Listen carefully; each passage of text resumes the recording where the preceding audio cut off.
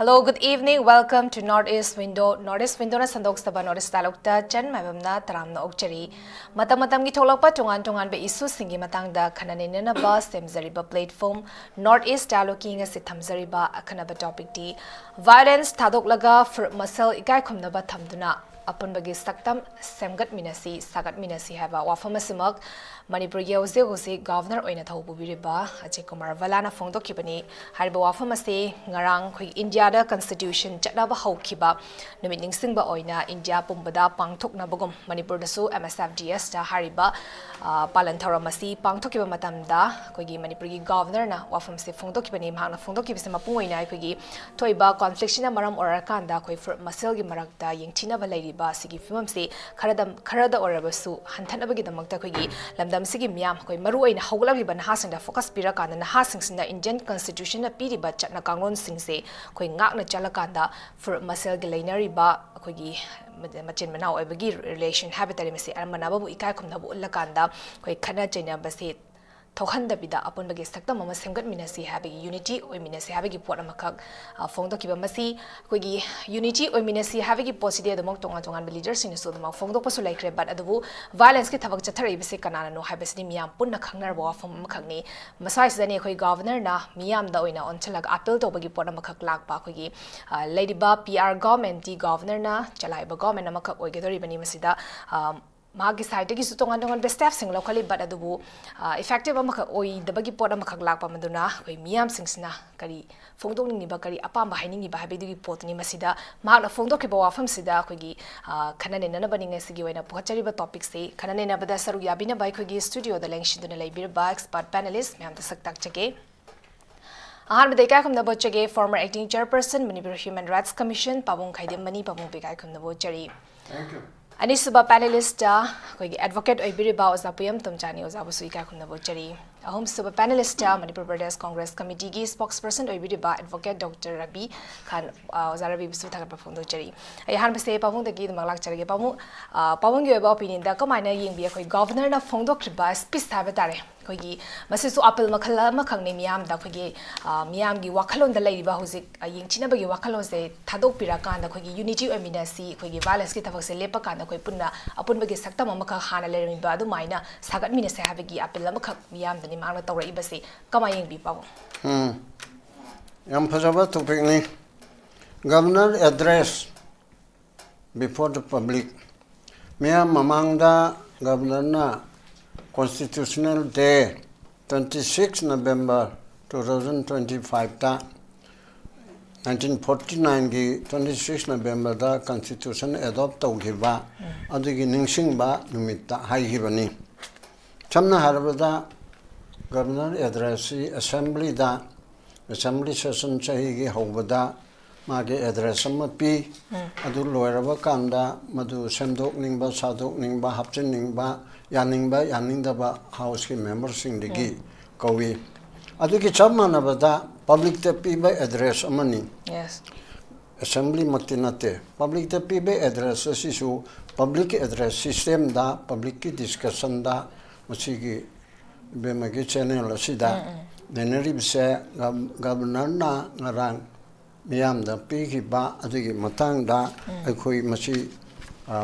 afaba masigi semdok sadok ningba masigi interpretation che karino haibidi matang da khanagadori aduna ihanan bada governor na pigi ba masigi khanagadori ba motion nasi miterun da hairaga hingsa thadoklaga violence thadoklaga Furup Masel Ekaikhumnaba Thamduna Apunbagi Saktam Sagatminnasi haiba asi Honorable Governor Manipur gi Sri Balaji na haikibani ada yanan ba maktada with due respect to the Governor of Manipur chu oithokpa yabra yes oithokpa yaba haibati Ekaikhumnaba Thamnasi jati masen kangrup masen yarene atai kangrup nasu yaningamgani adudi kalmaina masama thamta tawjagadabra Yes, exactly. akoi kai khumna unmina raga kuki maru mapang singwai khoni kai khumna jari kuki singna su mitaibi kai khumna jari panganbu nagabu haidana pulap hairaga oibe yabra masigi subjective satisfaction ama oifam thoeba adoredi Kanglubamaga nungsinana ba violence Thadoklaga tawudubudi chumeba violence nadi Apunbagi Saktam Ekaikhumnaba Saktam Purup Yaro ebichidi chamanda chama chumneba adu karmai tawgadage ba Yes. pangthokadoribdo hariba mayam hojojima chai ani ka thani pange leiribirang khangeko adu kanana hobwa hodabudi tosi asida taishin nadana political dialogue tawdana amaga yanadriba yanariba muknariba si kanglubamigi mi koba kanglubamigi su koba tongan ba matamda aduga nokoi ani punna mutang khaminodana kuki luchingba singi bhab taba mayam ama kauraga governor na natraga magi commissioner singna chief secretary na aduna dana tawraga phamba yai tampakta leiba gi luchingma sing sana citizen nataba sing asi kauraga tongana phaminaba yai aduga lal maraga sida yaudaba mitei pangal amusu naga singchu kauraga noi anina interfere tawba yabra haiba series of meetings se tawraga machi thabuk to onthokpa yaba potna ba chamna hairabada kuki punamakna aikoi mitei hatladabani haideba lamentu en makara ade moina kulaina namdana wangangandaba adu lejaragasu adagi metei malaktasu he kuki punamache ko yeknabane si punamona khandeba angangsing yan tadaba khotabane kuki situmna ba hakadabne na khanba lejaragasu yan taba singna o kuki loina maktena teda asengba hana lemina jarakpa singa dudi moi gan point da wangang ba ngamjadabane ne khoi makhali dana ko phauju phaune eba manungda yadan tawbani miteiga asengba kuki ga thadokpa yaba thadokminaba yaba nate lamento enma mapani changdu tanthokraga loiredana haidana haibasi leyeba adumpo hoju aribe pibamse didi tamoda wale sabase ai kuki mi chingna tagadra haidana bawi chingnana letunda changaga sarim hairimne ba potse telephone se adur desigum mayam sida governor na ham tawraga ate third fourth party to tokro metegi beligi hairasi Senor citizen malakti ki kana hongmo tomo chawba kabla mangam tarama tiro kuki gi halaman khara tiro wali chanabe yaba adu hana retire IS oiba IPS oiba parmanbu asi mayam chi tokai na kauraga chumba kanoma akoi gi hojuji ki oiba short term gi matangda akoi na koi yanaraga karima tobu chumbra haibesi phautok phaujin tonaba mediator si government na governor no silaga mama samak natrab suko mana secretary aduga IAS IPS kana gumba nakal animakta nithijana unaba wari sanaba pelan gadaba adugumba mayam counseling haitare ne koi gi case ki ukil gada hairaga maga kana chekama yana hangani ga haiba adugumba ki policy program ma Madu law to Sulabani, Aduga Haitaraga to expert Mayama, India, Yam Lay, Manipur Mokta Sulay, Tabuk to see Natabanaba. Adugum Bigitoraga Laluba, I Nayadaba, Port Pauba Bar, Chakaba, Kairani, I couldn't Tamani and Haidi Bakambo, Lalo was there to Urageta, Apunbagi, Madam Toraka, Parani, Pulani, Harlani, Hibel, Lenny Bani chair. Karimaka no Walisaneba. Mediatara Manatoraga. No lalo buli chune kolai tarakano. Ako na so pabo punbo toro. Matam gara sis paya. Kara pikpadana suspension of operation. Haina toraga wari sanari dana. Ado magna taba nakal animaki praja kanglo kolai paijada ba icham chamjaba. Ado Manipur da unaba nongai tarabasu. Delhi da Guwahati da Shilaga. Natraga Manipur da so security na. Toraga Impal da. Natraga tongan na. Kuki gi labor badra lok singduna suchan puda natraga kangpuk pida hairo atagi metegi na beli da hairo tong ati no ini sumaino unasiko haidana plan policy tauge yauna with intention kamjin ge haibe yauna tawna bada achau ba nungai mo ogadorimna ba phabam madwa ko ki politician sing na tawda leader thokkadorimna ba mete hairone BJP ki lusingba me chungma adugumba ma hakta ka thoktana kuki telephone da tawdana kuki MLA sing IAS sing IPS sing kuki ki chumna lairiba mamsu MLA amna wari sabda nang MLA ni wari saroi da hairo oidana lona di dum saune ai khoi chu sanari ba adug me phone tawba adu degi journalist ki mission amjuna kuki hill journalist ki kuki rongi side ki phone ba ukina all manipur bar judicial high court ban chusanpur bar de leribo kinuga manipur gi belly de leribo kinjunga khada bana tedra telephone da phone ba yaidna ekoi ga chana chinna ekoi ga loina na ekoi da mateng piroga ekoni assist oraga practice togi besu mayam yauri ba asi ukin ga journalist ka isei sakpa film toba ga art and culture tobaga art and culture IAS machine IPS machine si loina than ba yaba natro ama te hek tawdaba aduna honorable governor na si chamba appeal di ko hincha thadong naraga ko nungsin sine sidi anga amana so highway amana so karman tawgada ge ba highway di line ni adu di highway di lan tawdara di phanida ko kina lan tawje to khraba adu di nungai ni sini yagadra ba lan karamaina to on gani government to Indiana government to Manipur government to Manipur to karamaina mi pangan gani adu di civil society na civil society to karamaina mi pangan gani ko discussion tori ba ko discussion tori se kana una pangai hai bi yam kana khar ba pona ba yam kana hai bi pau si la ka tarim na hai ba nei na podi na tro awon ba hong ba khara samna amamam da orabsu prime minister do malak pagi kanagi de leite hebu mayam chana lawmun madegi na tro september trahum doida lakshinari do akputu ki mong ta de ne khone pen de bana amani tadi tari idana tadi tari heba aduna gamnana haibiripsi hek yang bada echam chamba mi ma mana aduga badralok amanati tumine hincha thado ko tawdung ni haibisi di ho ya na harakana ba kamai tawdung no ba hincha thado ga khoi nungchena da bisibu maranai di la oya ba isu mathanta kangtharakpa mathamda phamja yarakpa nei maphamda yarakpa adudi oibe yaroi ba sagat pam changye ebni da sagat ke yardi governor in council na president rule oibani na ko asina toraga chagla se amaga hagena hanbagi ramlo chilam daida December ke manung da IDP sing je mayum da hanjil hangani chusanpur for jamba amakak palasi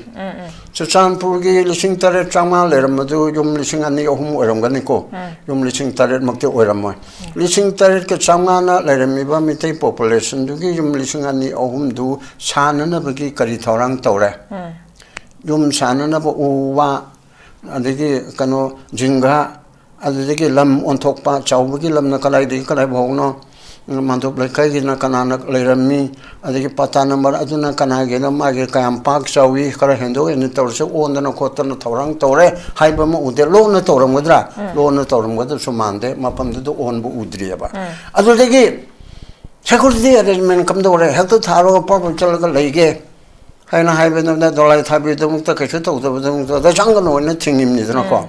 adai du da security arrangement na karmai tore central government na ke karimateng lawre karam ba betal na thangmadori ba thamoidori ba security na kamai to development to en ba yelo ka du ba ITL ko tu nong tu na yelo to na moi ga sarkar na karamba moi jo warning la na tra thembara na ubara kali tore kari tali te ba aduga December de hayeng da oirani December thada mayum da Chusanpur da leramba more da leramba kangpokpi da leiba dolai thabi da leiba chine chingba aduga lonna miteng la te so haibiyati kuki hanana tampak da lejaramba lak mu oiro ka mu oiro ko subject to correction adu sumo gi lakna na ba miteng gi budi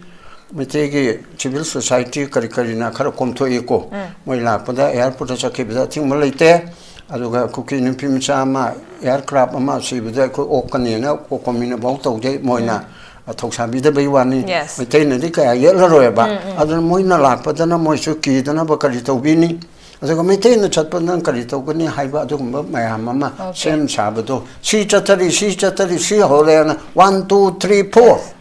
khardi ulaba so utana December da mayum da hanjal hangani haina haibase Okay. oi thokadaba mande Okay, yam phazana thambi. Okay. Pabuna yam phazana su thambi kre khogi governor gi wafam haiba tare masi khoi chinda haibadi laiba adubu thabak oina toktorokpadadi khoi masi leiba lengak sin haiba tare masi gi porama makhak yatlaga khoina hariba road map makhak pangtu okanda sema kanda khoi masi kadai fawbada thabak oina pangtokpa yagadaba ge habasi khoina khanar kadabani icham chamba ama oina khogi miyam da appeal tawbagi pot sidi khogi miyam rasu do any xyz amana so balance ki thabak sidi pam da bagi poset am laura su laba pot am khang ne e oza tom sa talak chage babuna sam phajana su thabigi thambiri hojiki governor gi appeal haba tare khoi miyam da khoi gi balance ki thabak se lepa kan na masi chatha da bida khoi gi apun bagi unity am khak sagat minasi habagi pot am khak harak pa masi haira ibo wafam se khoi gi thabak oina pangthok pa matam da di kamaina no how have a question in the lives oza kamai thamini si matang di en se governor ngarang torgo appeal du di Prime Minister laku matam da tawram in the presence of the governor peace to na changjel o haibase governor na hosi makata na appeal to bose di to hum thok to brain khale ma thaba oina pang thok ka okay Prime Minister na pam modo modo thok pang thok pa haibase governor gi ma thok ne adi mo ngarang gi speech da hosi yam kanna phong sana lei ba IDBC gi problem sanga gi problem ma chekam ta pandaba maliko tamni ko yo pande madu taseng na hadang sai tamni na haiba masi address to the governor kano si assembly oram ta ma mathanga ola to wa masi governor have si is not an elected ko leader sunate mai di hanjana haire manipur se PR live se PR la koi maram ji kaino ha constitution gi matugina leba ngam pungam dre ha bane constitution hanjalan bane yes law and order problem hanjalan bane akoina yum da huran basang aga police ta phabiu haraga police na huran bada appeal to goda nate ko to hanbiro o igne lemine si hageda nate koi tan tan ga dabne magi mathau ma masak chap chana khangda dabne mana mathau tawdraga ko prajada aran ba wakhal ama lae ba hoji koi namdana tawbune habigi potam ko masi taseng na masi lang na ba sillabra Silom gane abdi thajade adubu ai handak governor ge advisor se kanano habse koi khangninge advisor yaugdana kamaina ma chalai rina ba adoi targadi hoje akoina praja ge apamba ma khoi ji thangpa matam yaure ba governor sinbiro and haiba ma matam yaure ka dore ji ge pilai gumba manipur ge situation chap chana khangba amada pusalal ko mathau tare ko hoji governor ji ta sen hai tar gadi thaine gi tamni khoi gi kari oina ai gam hai da babu sing gi oina do ta do re lei hai ba lei hai ba sungpuk puthok ta ba Kashmir thugai gi ba aphau bune hai ba thugai ba yaro hai ba di sid lei gre han hai gre manipuri thugai ba lam na te aduna hoji yam samna hai ba da mana yam apa sadana loina mak ta ga appeal to je to hum thok te mana khoi gi tampa ki nongmai khongak ke ba tamni ko yawi ko pisan gadabani peace lakadabani peace ki process lakadabani hai je matam du ko na office puring ai ko bar ge office pungi tamni hoi tor ga ko matam bong ni matam khara sangdok pi ha je ko demand tawe ba matam du da mu hoi rong gi su matam kiteng sangdok pi ha gi ne ba ai du ka do khra ge ba adu hoji kai do khra ge ba kari no si lam dam si da sanari se ade mo ngarang nan dolai thabi gi thokdok to ngarang gi speech ta kari ta pan da si kari no aduna di hoji ekhoina prajana lagu da se han sumaina to bi ge da boita di phagera pharora han gi go me na hanjalan biro tamni ko hanjalan biro lengak se ekhoi state na pajera ge manam di kai no da state ki problem je khangdra ga di aduga hoji advisor yaw da na mathanda keno se leba ki luraba ko khoi geopolitics ki luraba manipur ki situation se control tawne haiba du di huji lai ba thokdok si na ure mana control tawgi mahuta amadu do ina haijere peace da lakpiro nongmai paide mayam du di sugi nongmai hoji control tawrabo sugi nongmai pisala laba ba hoji sugi wang da leba sing do kamai tawroge si tum da sadana thabak tawgdab sida kari gi damta yamna ko yamna sidis yamna nungai ne yamna inna peace time da tawgdawna kari gi hojik tawundo hojik di war footing da thabak tawgdaw ne si nongmo ge hojik wanga tamni ko asida IDP de leisi angang jingi lai kamai tori moi mapan da tambo sing kana pesa thari mo mengi failure ni ta seng na hai ta gadi war ama loiba matam da war hore be mi du da compensation natra tamnya puna belim ni second war da Japan gi mathek na libni German gi mathek na libni now kano ja British na Manipur da lan panga Burma ga kano ja lan tong no matam da adu da su adigi akhoi Anglo Manipur war hagadra adu da su akhoi war compensation de PLM ne somai to kana kari gi makta akhoi yum mai tha gi ba kangbu du kari compensate tawhanna ba honna dri kai gi no adu natraga na government na entirely compensation pubiyo ba sei da ji paisa kitang ga si ni de hai bani pi ga ne dai ko yaman li hai yaman de hana ngang ga dong na ti loina ma moi da sakri ba yum sing si gi paisa chu phasana pi gi dabni pi ke sam na phasana pi gi dabni ngai tamni na ha bi ga adwaina hoji bakhoina pi gi ba December ki timeline se masi akhoi da uhal labra ba adona di moi na makha ta na pa mi bisi kari no adoi ta ga di masi dai da ai na haji ga dabdi yam pen de PR ki pose akhoi pen de sama pen de bagi matam se la ka dore ba atopa thabak tawdi tawbone adu ga hoji ki law and order ki problem asi control tawna ba di ai di masi di thoi na ko nomai ka pa lepa wa da ni hoji akhoi free movement lahendri free movement ha ba se loina makini tase na ta de akhoi na khang da de akhoi di yum da han ge ha ba gi demand ma tawre ba moi asumna kan gi di akhoi imphal da hal la ge ha ba demand taw bro demand taw ba de khana ba yai ba akhoi na se da wari sa ba matam na moi wa su yahum thuk ba adu mo yaw bi se akhoi adu yahum thuk tra ga akhoi yaw bi ris ne ba adu ba asumna kan de gi su akhoi jo han ja ge ha bi demand ta di lau da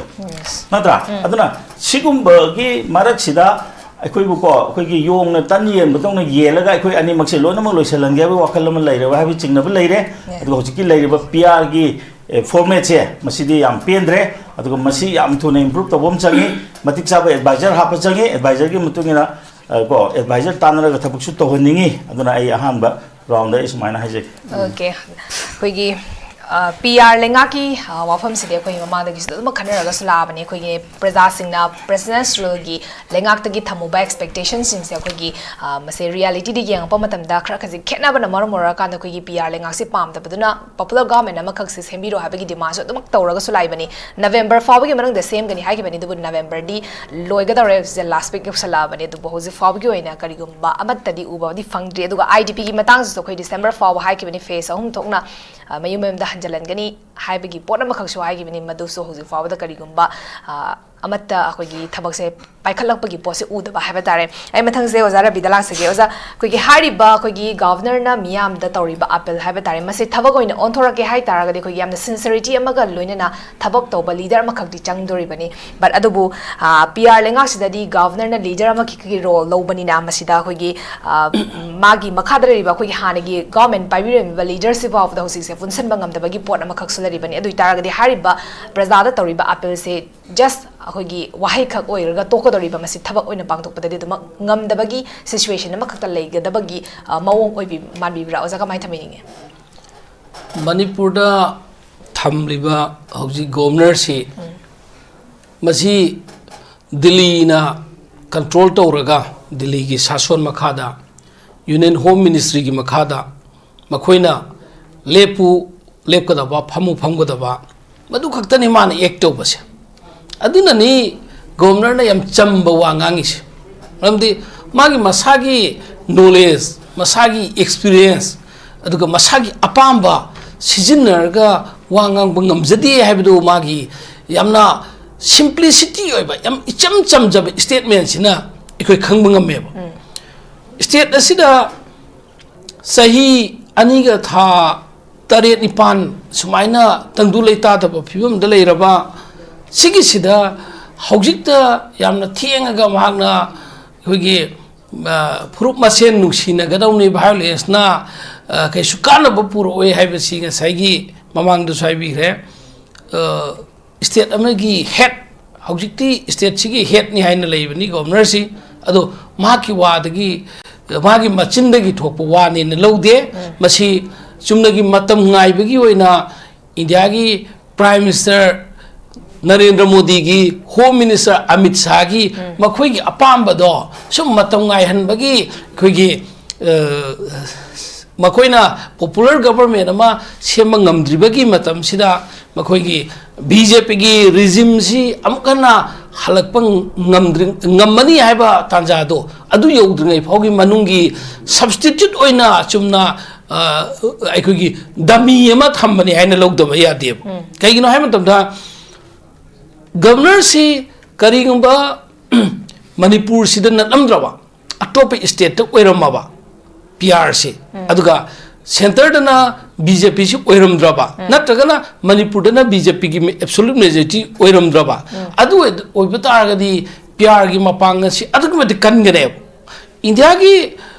democracy da ikhoina constitution gi manungda polam ani khak yamna maru oibi importance oi polam ani si constitution da ikhogi article 355 si ahan bada 355 si apply to bani state natragana any jaga ama union territory oi pe jai any jaga ama do oi pe jai madu state adugi natragi union territory adugi mafam aduda aikogi external aggression natraga internal disturbance ama la haiba targadi center ki forcing na haiba tare union of india gi leiriba central forcing na union of india na sangjil laga maduna ekhoi mafam mado state natragi union territory adugi law and order da mateng pangaga madugi ekhoi external aggression haidi mapal lebak tagi ni ko maside external nei min toy she natragana manung gi oiba manung dagi su internal disturbance lakpa matamda law and order si control tawraga thamngai hona ba matamda article 355 sa na apply tawe masigi article 355 si May gitang ahum 2020 da violence akan ba violence broke out to pamatam da ek nongan ba tang mari May gitang mari gi 2020 ge 3 gi numirang wairam pung tariat makhai tariat khrai helak swaida local TV channel singda ikoi gi manipur da article 355 imposed operation ba hore na haidokhiba masigi se अखोगी Manipur की पालिब government मतमद्र popular government अमा BJP की लेबनिना मखोइना मदु चटनदे मदु कनाना हाइबनो करी हाइबनो इन अदोम चेलगा लेब कना गुंबा खोगी fraternity legal fraternity दगी फावबा अदुम हाइक पे यावे मदु चेत नोटिस थोकदमनी अदु तो रोइदमनी इवन अखोइ मक्सी कांग्रेस की सो पर्सन ओइ जेबा अखोइ जी अंगोब ताबी तानबी खिएबा अदुबा अखोइना हाइबा सी याउद्रगा सुमसी चटनबा हौरे हाइबसे कोन रियलिटी दी लासा फेब्रुआरी की टांग 2025 ता मणिपुर की ऑनरेबल चीफ मिनिस्टर ओइरंबा श्री एन बीरेन सिंहना रिजाइन तौरब मतुंग दगिदी आर्टिकल 355 नहान सन्नरबनी हाइबसे अमक मयेक सिंह उलेबा अदुगा फेब्रुआरी की टांग 2020 के 5 ता मणिपुर दा आर्टिकल 350 की 6 की मखादा प्रेसिडेंट रूल इंपोज तौरे मदुगी प्रेसिडेंट रूल सिदा एनिमेटेड सस्पेंशन ओहली असेंबली से डिजॉल्व तौक दे मसे था तरुक की पार्लियामेंट पास तौर मतुंग था तरुक की सांदोगा इवन सही अहुम भाव थंबे याय कॉन्स्टिट्यूशन ने सी मसिगी सी अखोइदा प्रजादा मणिपुर की प्रजादा अमदी इंडिया पुंबगी प्रजादसु इंडिया गवर्नमेंट नमथाक तवे नमथाक तवे मयेक सिंगदे आर्टिकल 355 चन्ने रे हैबदु मखोइ फजने क्लियर मैम तो उट्टे कोइ मधु मखोइना अखोइगे सिक्योरिटी रीजन द मखोइ उट्रे खलगसु आर्टिकल 356 चलाइबा मतमदि उपाय लेतमनिना फोंदोरे मसिगी मतमदा साइगी गवर्नर मा हाप मतमदा गवर्नर हापगा था तरुक चलाइरे था तरुक चलाइबदगी अनदर था तरुक अमसु छांगदे हौजि चैयि म फादोरे सिगी मरक सिदा लोकल दगी मागी दमत तंगाइ फदना एडवाइजर टू गवर्नर सी यामद्रबदा तोंगान बसिंदगी मसक नाइबा अहुमदगी तादना हापगा लोकल की इशू जी डील तौनगाई की होनगदमने मदुगी प्रोविजन मासुप्लाई लेतिएबा अदुगा महाकना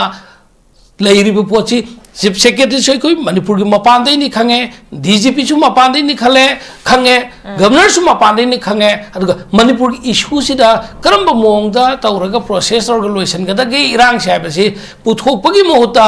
सेंटर की जकायंगा दिल्ली की जकायंगा तो मिन्ना दु मतम लेन बइन तवे अदु इबतारगदी अखोई नसाई हाइबिरिबा याम्बा ओजा तोमचाना हाइबीरिबा दुमैना मणिपुर की गवर्नर से मतिक चारिब्रा हाइब क्वेश्चन अम लाए दैट मीन्स मा मतिक चारिब्रा हाइब मा लाइक हैतब्रा हाइब नते को नत्रगा मागी पर्सनालिटी दे सिंगनब नते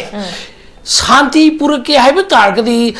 पीस मिशन की दमक्तदी मासी पीस मिशन की एम्बेसडर ओइब मतिक चारिब्रा हाइब सी क्वेश्चनेबल ने लान थोब मफम अमदा सही अहुम लान तौर अब सही ओम फागद मफम अमदा पीस मिशन अमा फावब पुरक पंगमदबा तारगदी मधु शांति की पीस मिशन की एम्बेसडर ओइबि यारोबा गवर्नर हाइबसी महांगना एवरीथिंग स्टेट अदुगी दी मान हेड ओइरिबनी मान ngasai की पॉलिसी खर पुथोगा मान खंगदब पॉलिसी दु ngasai की एडवाइजर सिंग दु दे लौगदम ले एडवाइजर सि टोंगान टोंगान ब कम्युनिटी दे हापियु पार्टिकुलर मैते कम्युनिटी दे जो हापियु नागा कम्युनिटी दे जो हापियु मैते पांगल मुस्लिम दे कम्युनिटी दे जो हापियु सुमाइना टोंगान टोंगान ब हाप इवन कुकी की ऑफिसर सिंग लेरि निबुर ऑफिसर सिंग रिटायर ऑफिसर मखोइ दे स्वापगा मरम दे कांगलुप अनि यंगथिनारे कांगलुप अनि क्राइम थो वायलेंस होयगदि मखोइनी द कक्सिन दोग लेथोप यारोबा थार कम्युनिटी मा गी इंटरवेंशन तंगाई फदेबा थार कम्युनिटी सि कना होय नगा होय मैते पांगल होय अदुगा स्टेट गवर्नमेंट की ngasai की कमिश्नर सेक्रेटरी प्रिंसिपल सेक्रेटरी मखोइ के ताना तिंगनरगा गवर्नर की एडवाइस मखादा पीस मिशन फजन सेमगदमनेबा अदु सेमगा थौक करी म फौ तौदबिदा तुमिना नसान तंद यानरो हाइबदी तसिंगना हाइरगदी मणिपुर द वायलेंस से सुलोय लोइसनिंदे हाइबदुने मखोइना लोइसनिंग तारगदी वायलेंस लोइसनदनै मरकता हराव कुमै एंटरटेनमेंट सिनबे कै दरकार ले फाइ मी कंदगा संगाय कनबे याब्रा मी कंदगा संगाय कनबे याब्रा संगाय दी फेस्टिवल कनगदम नतेबा संगाय लेब कैबुल लमजाओगी प्रोटेक्शन पीरगा संगाय कनगदम नेबा संगाय लेरिबा कैबुल लमजाओ संगाय फंगिबा मफम दुदने संगाय फारगा हाट कदबा संगाय फारगा चारिबा मी सिंगदो मदु पनिशमेंट पीगदम नेबा संगाय से कोई फेस्टिवल कनगदम नतेबा लोकताक फेस्टिवल तौर लोकताक नाकन गिदम नतेबा उसे के वाइल्ड लाइफ प्रोटेक्शन गिदमता मसिदी जस्ट चुमनगी अखोगी कैलेंडर प्रोग्राम अम ओइना मियाम द बहाप तानंगाई गी दमक प्रोग्राम अम सिंजबनेबा पार्टिकुलर प्रेजेंट सिचुएशन से ददी संगाई फेस्टिवल से ओनली नेम से कके वन डे इज इनफ नो मखक तो गदमने कईगिनो मियोबकी पुंसीदा जुम्बा लंबी क्या मे थार की थौदोक थोकपा नुमित नुआइतबा थौदोकतुदा लुहोंबगी बोर कैनागी मीगी पुंसीगी अमखक्तंग थोकपा पुंसीलै पुंसेंबगी बोर कैनागी लंबी द लमा खांगदा काइख्रिबा नत्रा मसा क्या मपुरोइबा क्या नत्रगना इमुंग मनुगी पुंसी क्या पिखमनख्रम मतमसिदा अइखोइना फेस्टिवल तौबगी अर्थ फेस्टिवल इसिदि इंटरटेनमेंट हराव कुमैनेबा ओनली संगाई कनगे फेस्टिवल से नोम तौरसु तौगे नोम खक तौरगा मसे अखोई ऑफिशियली मणिपुर अमदि मालेम की प्रजा सिंदा अखोई सुमाइना संगाई की in the name of Sangai याम अतांग सामनी खंगी मदुगी दमक अखोई फेस्टिवल अमा सही क्या लेपतन तौपदो हौजिक्ति हंदकी सिचुएशन सिदा प्रेजेंट सिचुएशन सिदा मतम तेंसिले हारगा नोम खक निनी खक तौबदा करी काइगेबा ngam है मतागुम मणिपुर की पीपल की अगेंस्ट गवर्नर नमफुद तौबा सी तारगदी मणिपुर की गवर्नर से मणिपुर की इंटरेस्ट लेरिब्रा मणिपुर की अगेंस्ट लेरिब्रा है क्वेश्चन नेब मैम हंगेसे अदुना हौजिक लाइब पोतसिदा महांगना लेरिब पोतसिदा पीस मिशन कमिटी तोंगान तोंगान फुरुप की सेमगदमनेब साइगी लीगल कम्युनिटी की डॉक्टर कम्युनिटी की अदगी इंजीनियर कम्युनिटी प्रोफेसर ओजासिंग कम्युनिटी सुमाइना जर्नलिस्ट कम्युनिटी की तोंगान तोंगान मीसे पाव फाउनरबा फोन द वारी सानरबा उनरबा खोनबा तारगदी नुक्सीनबा लाकने लाइमिनरदी खनबसु यावी नुक्सीनबसु दुम लाइकने लाइमिनबसे खनबसु तोयगनी अदुगा उनदर क्वांटदी मिसिंग ओइबा मागी आई मिस यू ओइदु आई नंगबु कावबंगम दि हाइबदो लाइमिनर फुपसे याम नुक्सीनना लाइमिनबा मैतैना कुकी नुपी लोबो म्याम लेबा कुकी नुपान मैतै नुपी लोबो ले मोइद्रबा Madugi video da Facebook da social media da madugi imung manungi masa sing mapa na masa sing lay mama ga lay minaki ba ngang sing mapa na to nga lay kiba sige nuai ta ba yam nuksiba tragedy oi ba wari myam su social media da koi reality da uye ba masi koi kyam koi na sum yeng lay ki hai de ba ana masi koi se Manipur praja se India ki policy India government haujung ju pal government sina mi yoy uda bagi list amara haina haida bangam de aduna Manipur ki governor is answerable Manipur ki praja answerable oi maram de mahana sumaina namsal laga icham chamba Delhi ki maron amate na wagi maron dona lo loina sadi na sana pujaro haibaside governor later su phare adu oi bata gadi governor later bidai khoi na wakat pam later bida khoi masena hona jar ge haibu wafam lakane apse tamjare okay am bhajan thambikra khoi gi Praja Singna Oina Hogi, Lady Bapiar Linga Hogi leaders sing da Hogi, Apple Togadaba Hogi, Wakat Kadabagi Moong da Hogi, leaders sing the Oina Praza, Apple Toropogi Ponamakaglapo Masigina, I think if a Nundale Bopos, Hogi Lance in a son and the Luisana Bohonazar or have a question, a Makaglab, have a Pigi Pots in a Hogi, Tongan Bahogi, political dialogue to Baduga Hogi, community, measure community, or Ibasing Sigi Marakta Hogi dialogue to be process Yam, Makto Credible, Tangta resolution, a Makaktabangam. Ngasi fawba dum la kan da dum chatharaga su laibe gi pona makhangni ai ani subar round arebe round se pabung da gilak chege pabung oza tom jana jam pasan thambi khre oza ra vinu sam pasan su thambi khre gi nasan thanda ya na basina zar sinjar ha gi pona makhak la bra ha be question jine ujik lai base khoi gi icham cham na khoi gi prajado in on se laga pe torok pe posida but mak na phongdo ki ba khoi gi wafam du da khoi gi maru oina focus arebe se khoi gi hawgalai ba na ha sing sina khoi constitution gi chana kanglon sing se mapung fa na khanga ka khoi gi Kaidi Hogi violence ki thavak Thado Kanda Koi Nushina Bohona Savagi, Port Makalay, the Bohoziki Weba present situation, present scenario Sidika, you know, have them that Kogi Laybaks the constitution, Mapungfana, Janari Brahabiki questions, questionable or Gasula Ibani. Constitution, Mapungfana, Janada, but the Maramorakan constitution, you wang the Tarok Torokoduna, Nasigi, crisis is fully resolved to Bangam, the Bagi Port Makaksunia, how Golak Ben Hasings in a Hosiki, Makogi Lady Ba, situations in a Carino, Mokogi, futures in a Carino. Habigi port nama kau sini hujik lagi pasti papung kamai tapi ni. Constitution chattaba, constitution segai ba mapam mamada, constitution bunga na chatkada bani, hai dana 26 November ngarang se, mani bar punamaki mapam punamukta tahu kum na manipur ge mapam punamukta tahu ya. Logo ge mai kai dah lagi sing, sarkar ge acau ba institution sing maru na governor. Namiyam de address to the constitution haibisa sini preamble haibisa sini we the people of India having solemnly resolved to constitute India into a sovereign socialist secular democratic republic haidana maduna miyam da justice pinaba economic justice social justice political justice dignity equality Punama ase miyam da panganaba adugumba constitution na se 26 November 1949 aside adopt tawre yanare aikona resolve tawre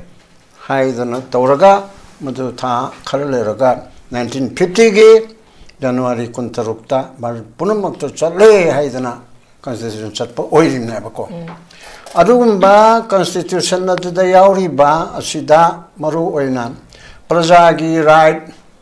people's right, citizens' right, fundamental right.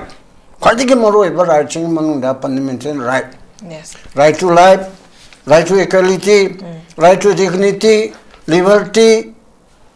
Asi haibam am se lona mak phangangani haidana wasak kharaga semba constitution naba. Adubu masidi with the people of India haibasida with the two people of India na khaibadawna leiraba chari ba thaiba nungai ba yai phai bagi adum with the people ama somdo nakanda chara henba leifam chapam khangdraba jumai kari leitraba lambi chatpa yadraba right lejadraba adum bagi with the people ama masing ni sini yamimni asig magi khaidoktana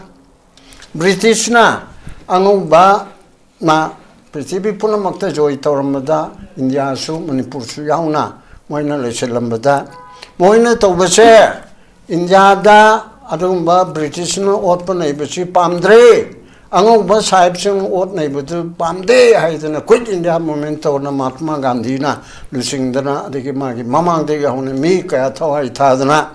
democratic movement also jog andalon satyagraha kaidana maya mama tawdana lakpa kanda ning tame 15th of August 1947 harabu kanda Gandhi na nong mawaling ita Rashtrapita nang hayang digi ning tamagadam nina nungai bigi paujalame piu haidana Akashvani Impal AIR Delhi na hangmadaman ay piraroy aina khalamba Bharat aina khalambe India du oiroi dore angu ba sahib na ot pase nungai te na tantu uraga amuba icha ichil now amuba Indian Tatars Birlas senrau paiba mayam se masinamu akhoi gi masenda ning tamutan da yaushin naraga Congress to PD option naraga akhoi gi kano sida akhoi masen ot ka dore mana pamjari bedo socialism khangde ama khangde adu gi pot adu taroi dore haidana kano sida mana ning tamegi paujel pi hoi bisi yagi deba aduna adu megi chom mathang laktana khetang tentang na harabata India sining tamapamatung Manipur sunoma kimamang daning tamgarba sida 1949 da marje gemena tu da me amdolon kanto ke samna lu da bar no loksin gare yaning ba yaning da ba me amam kangde 15th of October da we became Indian citizen in haire adubu chahi kulum doi se samana ba maning tambalai pa kama khar picture be wadani ni thomacha panjarbasu aduga achobale ba wajarsu India aduga sovereign power status te leminaba ani che treaty megi mongda namtha oiro amu oiro tawraga punminare aduga advisory council territorial assembly then chai kulum do leraga 1972 21st January da India ke ta state ka manam takta tarani pancho be state oire na hare adun di chai kulum do ise yamna manam thak marum mapang dona torga nang sai ke leminar si hairaga yamna thak hantana thamorga chayung kulum do leraga yara si phamo hairaga Indian masana tabagi treatment am torga lakpa se masida natana 1958 ta Indiana ning tamaba matung Manipur lo silaba matung chahi mapan gu malarga 49 degi chahi mapan tabra atare 1958 ta amuba ain Armed Forces Special Powers Act madagi matena disturb area status lautu iba miyut mine yaba ain am semjindana Manipur gi chingi jaga khara aduga Assam Manipur haire mi ko na 72 da adu semdok kare adu tawraga aikoi pagraga mapuman khangdaba aduga 3rd degree method tawbigi maya mama mine maya mama tawdana amupire atoi India gi mapam amat dalaitaba amuba enja northeastern the manhoina Manipur da chanare even Kashmir about 1990 ni moja Armed Forces Special Power Act 1990 do Manipur ga manaba mongda aduna Manipur de ya nana thamjale adagi masang la ya adagi amu Manipur se achi kaining kaijo haibe mongda jun 18 ge mam le adom do kop na chalaro adagi mam ponmuk tawna assembly mai tha na angakpa movement ama uprising ama tawduna la kare aduna ai khoi se Manipur se ai India digi tok che haibanate anti India oibanate anti government government na aran ma tawr de ko anti oibitai democratically constitutionally aduna nation ge mayokta di laibanate aduna adugum bazuda aikhoibu Indian machagumna treated tawbidaba atombigi machadawna tawre haidana hairakpa prime minister na home minister na yengaroi haidana yengdabagi pot ase masi kuhireba maramaduna aikhoigi Indiana tawriba treatment ase aikhoina masi review tawba manipuri singna Indiadagi tokse haibana taba tokpasu ngambagi wanate aduda masida aikoi ki constitution sizinaraga good governance asi leheraga chap chaba chakthung lawba yam enjina khurumaga makong paidana khurumaga ai pesa pibi yu haibana taba व्यवहार भी तौगदमनी नमस्कार जी अदु हाइबी याय मखों पाइबी की दरकार लेते अदुगुम्बा जुदा कोई चाकथुंग सरुक्तो लोगबा ngamba अदुगुम्बा की सरकार शासन अमल लहलगा ꯑꯩꯈꯣꯏꯒꯤ ꯂꯩꯔꯤꯕ ꯃꯥꯡꯈ꯭ꯔꯕ ꯏꯖꯠ ꯄꯨꯝꯅꯃꯛꯁꯤ ꯍꯟꯖꯤꯜꯍꯟꯕ ꯌꯥꯏꯑꯕ ꯑꯗꯨꯒꯤ ꯃꯇꯥꯡꯗꯅꯤ ꯃꯌꯥꯝꯅ ꯔꯤꯖꯅꯦꯜ ꯄꯥꯔꯇꯤꯒꯨꯝꯕ ꯑꯃ ꯗꯔꯀꯥꯔ ꯂꯩꯕ꯭ꯔꯥ ꯃꯌꯥꯝ ꯄꯨꯟꯅ ꯁꯥꯒꯠꯄ ꯗꯔꯀꯥꯔ ꯂꯩꯕ꯭ꯔꯥ ꯍꯥꯏꯗꯅ ꯍꯧꯖꯤꯛ ꯃꯐꯝ ꯃꯐꯝ ꯈꯨꯗꯤꯡꯃꯛꯇ ꯀꯃꯦꯟ ꯇꯧꯅꯔꯛꯏꯕꯁꯦ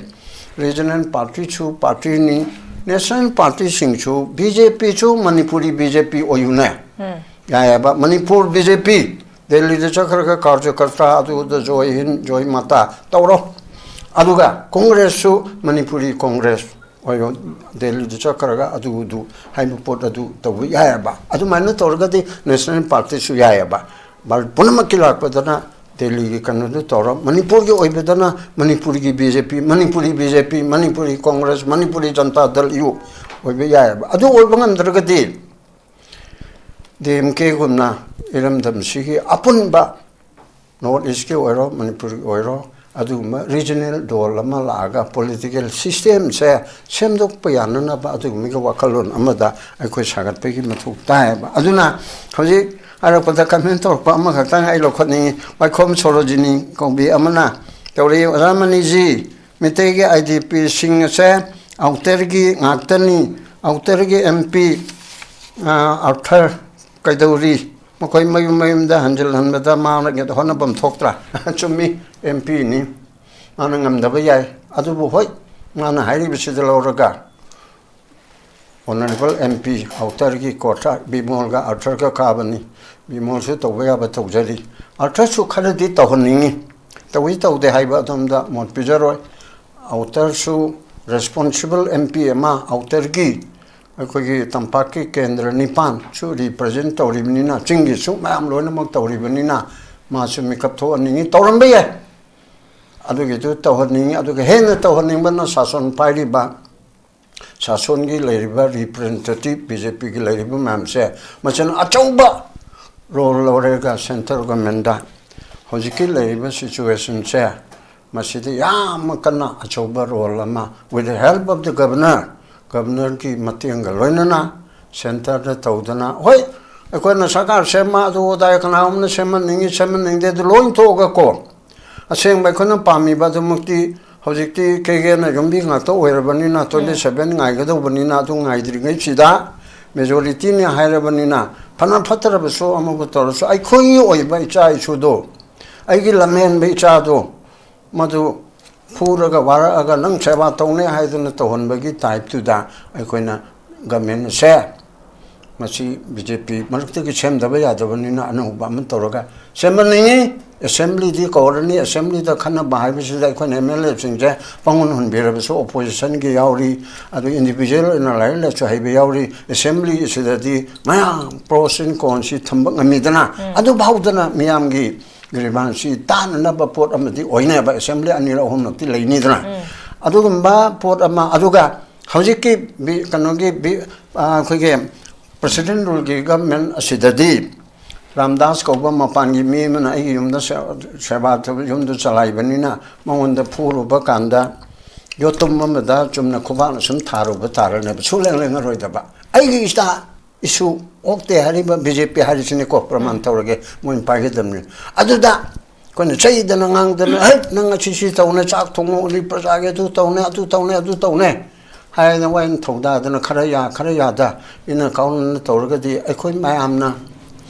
thong nambada di taidana central government di tadre ba aduna adugi damukta sarkar semga haraga su nathona putoktana semo semaga aikoi punamang nangna nungai halo haibanate President will give Potaba Sidiki Kaitandi. The way I did not. Other two tuna, knowing a local from Toyaba. Haiba Wapam Sitamaga, which is the Russian. Okay, Pabuna Pasanta became a Satam Satalak was a way Pabuna Siam Pasan, so we constitution, every article Sigimatang, the Siam Pasan, Tambi, Messidina, Nika Lokchara, but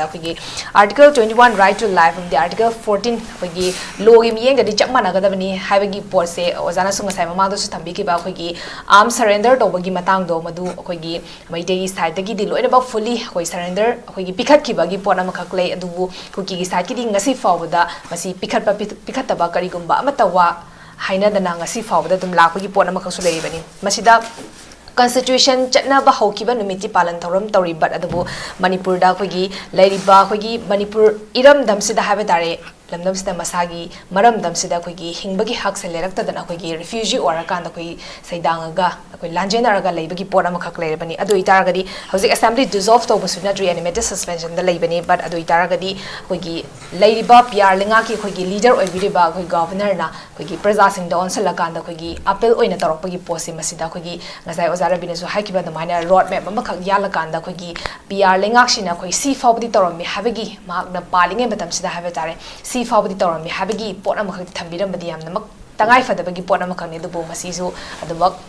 khalla khalla ga dum thabak ti pangthok pangamdana dum toki bagi pot amakhak lakhadra kamai thamini ngoza se kan tai jege thabak tawum sange oxygen si se khabar da sulo yaung ne dune makhoi gi ko jiu ni hajari ba moi lising manga ge matakta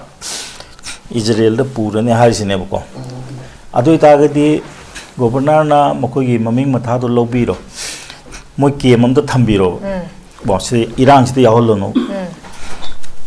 atra hojik makhoi gi khulai pai basing na makhoi gi MLA tara je pham thado haironi yes atra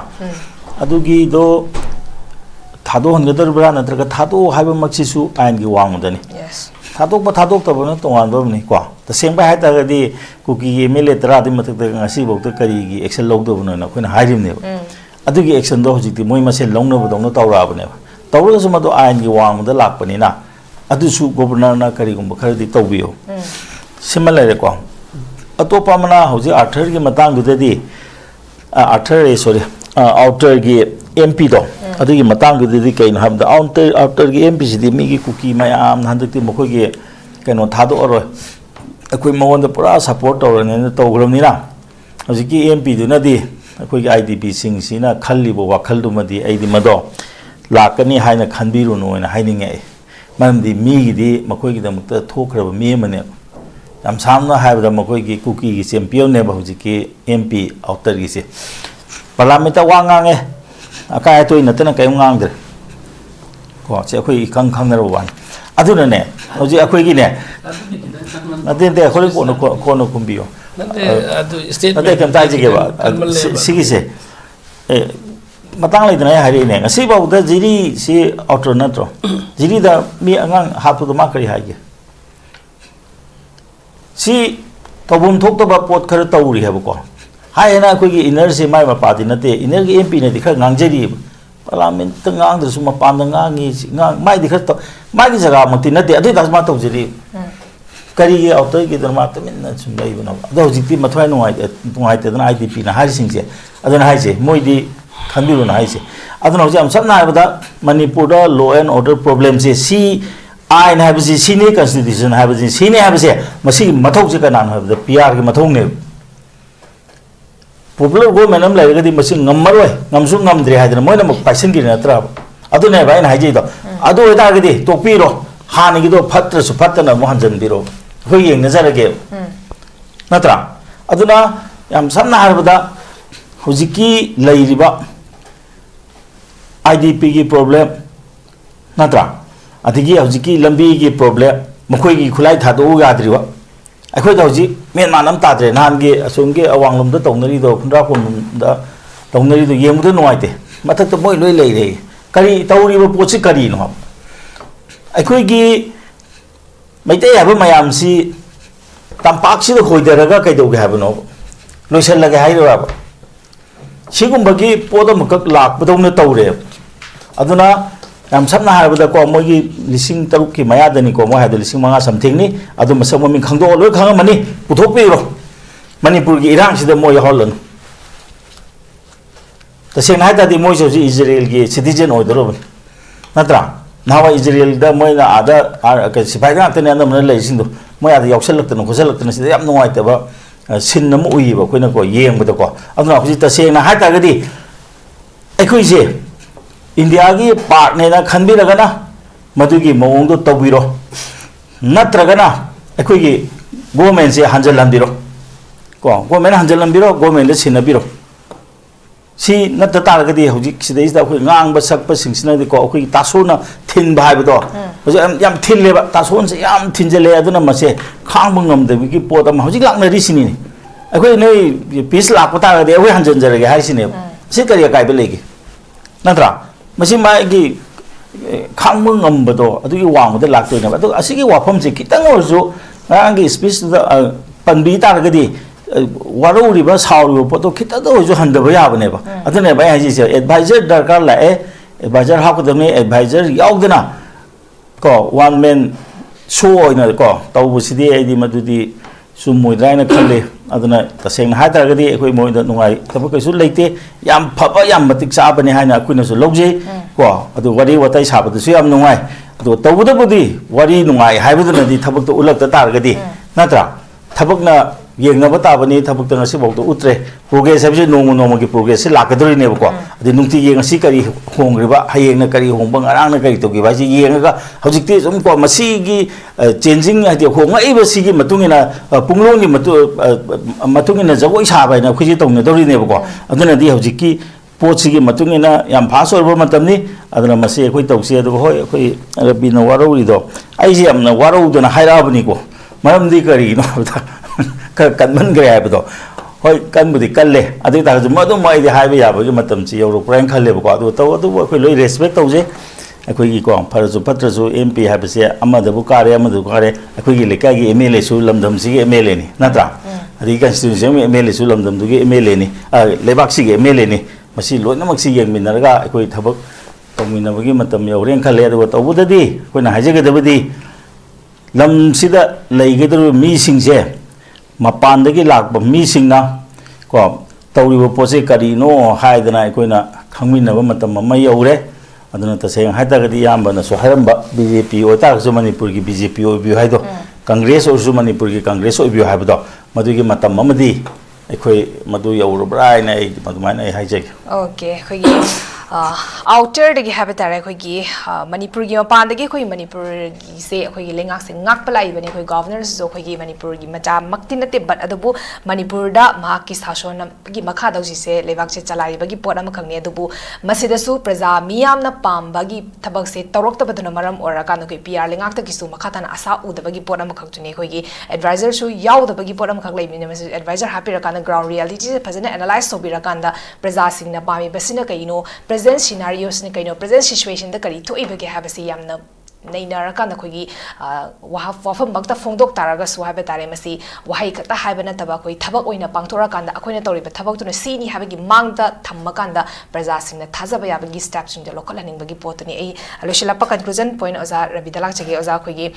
मखाताना कोई PR लेंगाक्तगिदु लेंगाक्तगिसो अखोगी प्रजा अमो ओइनासो आशा थमनिंगागी pot अमखकसु लेइत्रबगी pot अमखक लेइरे अदो इतारगदी अखोइना हुजिक ओजा तोमचानासो हाइबिखिबा अदुमाइना अखोगी थबकसिंगसे अखोगी लौखटपगी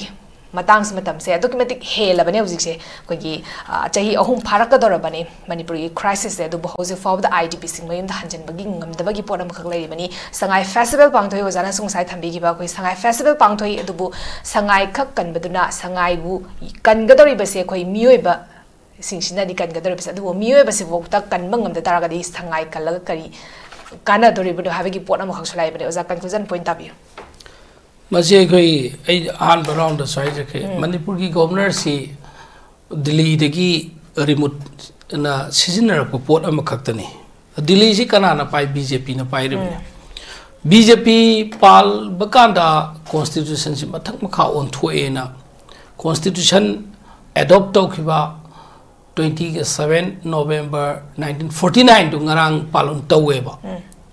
constitution गिदमक्तने constitution लिंखत खिबा नुमे adopt तौखिबा नुमिनी हाइनदी पालन तौई भारतना अदुगा constitution खुंगाउनरिबा मसिगिदमक्तदी मखोय नुंगांग ब पोपी देबो even India पुंबदा कॉन्स्टिट्यूशनल राइट मैम मांगहले अतै सांगदोना हारगे मणिपुर दो जी कॉन्स्टिट्यूशनल राइट्स खुंगाउनबने साइगी आर्टिकल 19 फ्री मूवमेंट मलेहंद्रे आर्टिकल 14 इक्वालिटी बिफोर लॉ मी खुदिंग मत समान नत्र तौगदबने दु तौदे article 21 right to life and protection personal liberty सी कैमता प्रोटेक्शन लेते सुगुम मयाम सिगी मथक्ता अखोई पॉपुलर गवर्नमेंट अमा थमगदबसु थमद्रे पॉपुलर गवर्नमेंट से अमका मयाम ना कंफ्यूज अलने मयाम ना गवर्नमेंट से कनाना थमगदबने पॉपुलर गवर्नमेंट सही स्पीकर्स ने आए गवर्नमेंट लेतबन गवर्नमेंट से स्टेट क्लेम तौदे काय हाबकदैबा नदी state amagi natra union territory government semjage habse lairiba majority oiriba party do MLA yam kari do madugi legislative party ki leader na amalai keneba eko congress su CLP na congress legislative party ne leba legislative party se system minister oigadoi neba mana neba claim to godoi se adu kasi bawa claim to pro BJP ki no mo unity oiboi da banati legislative party resign to khrowa kana khan khage हाने की लेबा एक same चिन्नत बा legislature party की leader कना खन ग्रगे बा खन बा अखोई दी फंग ता दे बा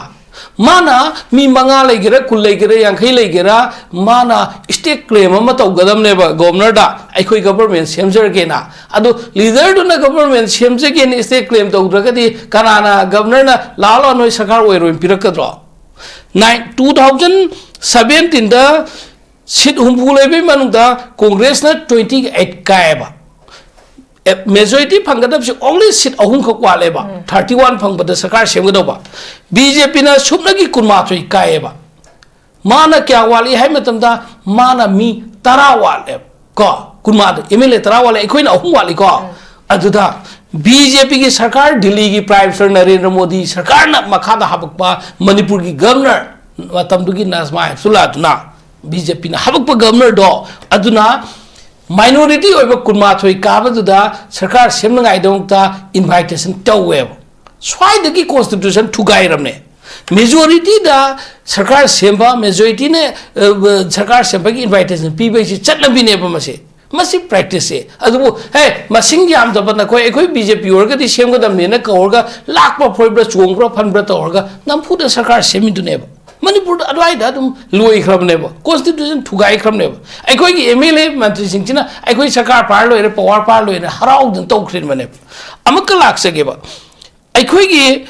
lai ri ba phibam sing chida aikoi na state claim su tau daga sarkar semhande na banam tau doi si kanada no tau doi si chinida legislative party की leader ना सरकार सेमजगे ना है रगा गवर्नर ने यारकते है कि अनदर अतोपा पार्टी में खल अतोपा पार्टी ने क्लेम तो गदम ने हाउजिक मोई की खाउजाउ दी MLA में से क्वाइट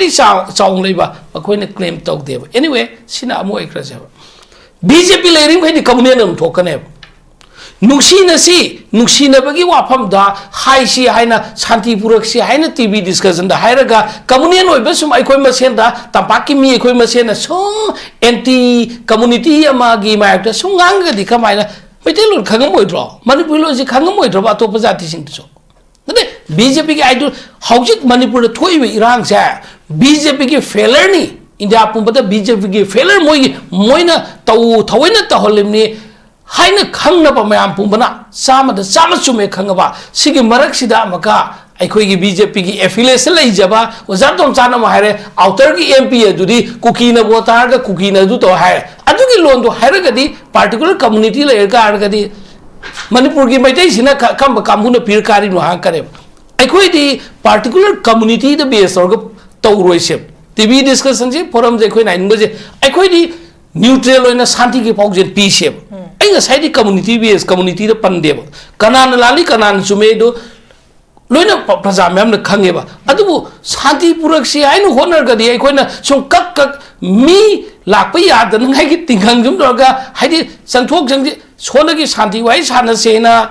शांति पुरक सेना वैली की इंटेलेक्चुअल क्या ना सिविल सोसाइटी ऑर्गेनाइजेशन क्या ना सु शांति पुरक ना होनरी गवर्नमेंट ना सु इनिशिएट जाम दो खरा तौरी पेन दे ने खोइना हाइदि मरक सिदा मका अखोई की कांग्रेस की MP अदुबु अदुगी काबु की अदाय काबु की हाइना प्रमाण तो बतारगदी मदुदी अमका फसती हाइबनी दे एनीवे सिना ना कलम दो जखरगा हाउजिक लाइबा पोतसिदा कॉन्स्टिट्यूशन ठुगाइरि बिसे मणिपुर ठुगाइरि बिसे BJP ननी है बिसे मणिपुर की प्रजा खुदिंगमना 99% यारबा मतमदा मणिपुर शांति लाकनी BJP लेरिंग गई मणिपुर शांति लाकदो मानद्रे है वाफम जे थमजरगल टेंशन जके ओके हम फजन थमिक्रे ओजा अहुमकनसो खगी लेरिबा खगी ngasi पुखचरिबा टॉपिक खगी गवर्नर की स्पीच हाबतारे मसी खगी जिनखक हाबन नतबिदा खगी थबक ओइना खगी मांगदा खगी परम यालकांदा खगी हजगी परम यालकदोरिबसे हजगी प्रेसिडेंशियल चलारिबन गवर्नर अमदी मागी मखादा लेरिबा ब्यूरोक्रेट ऑफिसर सिंगसिना खगी हारिबा पीस पुरकनबगी खगी ꯔꯣꯗ ꯃꯦꯞ ꯑꯃꯈꯛ ꯌꯥꯠꯄꯤꯔꯀꯥꯟꯗ ꯄꯣꯔꯝꯁꯤ ꯌꯥꯠꯄꯤꯔꯀꯥꯟꯗ ꯑꯩꯈꯣꯏꯒꯤ ꯊꯕꯛ ꯑꯣꯏꯅ ꯃꯥꯡꯗ ꯄꯨꯊꯣꯛꯄꯤꯔꯀꯥꯟꯗ ꯑꯩꯈꯣꯏꯅ ꯄꯤꯁꯀꯤ ꯂꯝꯕꯤꯗ ꯆꯪꯁꯤꯜꯂꯛꯅꯕꯒꯤ ꯂꯧꯈꯠꯂꯛꯏꯕ ꯁ꯭ꯇꯦꯞꯁꯤꯡꯁꯦ ꯁꯤꯅꯤ ꯃꯁꯤ ꯈꯔꯗꯤ ꯄꯥꯡꯊꯣꯛꯄ ꯍꯧꯔꯦ ꯍꯥꯏꯕꯒꯤ ꯊꯕꯛꯁꯦ ꯑꯣꯏꯅ ꯎꯠꯄꯤꯕꯒꯤ ꯑꯄꯥꯝꯕꯗꯣ ꯄ꯭ꯔꯖꯥꯁꯤꯡꯗ ꯂꯩꯔꯤ ꯑꯗꯨꯕꯨ ꯃꯁꯤ ꯃꯈꯥ ꯇꯥꯅ ꯑꯗꯨꯃꯛ ꯌꯦꯡꯈꯤꯕ ꯇꯥꯔꯤ ꯀꯗꯥꯏ ꯐꯥꯎꯕ ꯇꯧꯔꯛꯏ ꯇꯧꯔꯛꯇꯦ ꯍꯥꯏꯕꯒꯤ ꯄꯣꯠꯇꯨꯗꯤ ꯍꯤꯔꯝꯁꯤꯒꯤ ꯃꯇꯥꯡꯗ ꯑꯩꯈꯣꯏ ꯈꯟꯅ ꯅꯩꯅꯕꯗ ꯄꯨꯈꯠꯆꯔꯤꯕ ꯇꯣꯄꯤꯛꯁꯤꯒꯤ ꯃꯇꯥꯡꯗ ꯑꯣꯖꯥꯒꯤ ꯑꯣꯏꯕ ꯑꯣꯄꯤꯅꯤꯌꯟ ꯃꯌꯥꯝ ꯑꯃꯁꯨ ꯊꯝꯕꯤꯈ꯭ꯔꯦ ꯊꯥꯒꯠꯄ ꯐꯣꯡꯗꯣꯛꯆꯔꯤ ꯑꯣꯖꯥ ꯇꯣꯝꯆꯥ ꯑꯣꯖꯥ ꯔꯕꯤ ꯑꯃꯗꯤ ꯄꯥꯕꯨꯡꯃꯅꯤ ꯃꯇꯥꯡꯁꯤꯗ ꯅꯣꯔꯠ ꯏꯁ ꯋꯤꯟꯗꯣꯅ ꯁꯟꯗꯣꯛꯆꯕ ꯅꯣꯔꯠ ꯏꯁ ꯗꯥꯏꯂꯣꯒ ꯂꯣꯏꯁꯤꯟꯖꯔꯦ ꯃꯤꯡ ꯇꯥꯕꯤꯔꯤꯕꯁꯤꯡꯕꯨ ꯑꯃꯨꯛ ꯍꯟꯅ ꯈꯨꯔꯨꯝꯖꯔꯤ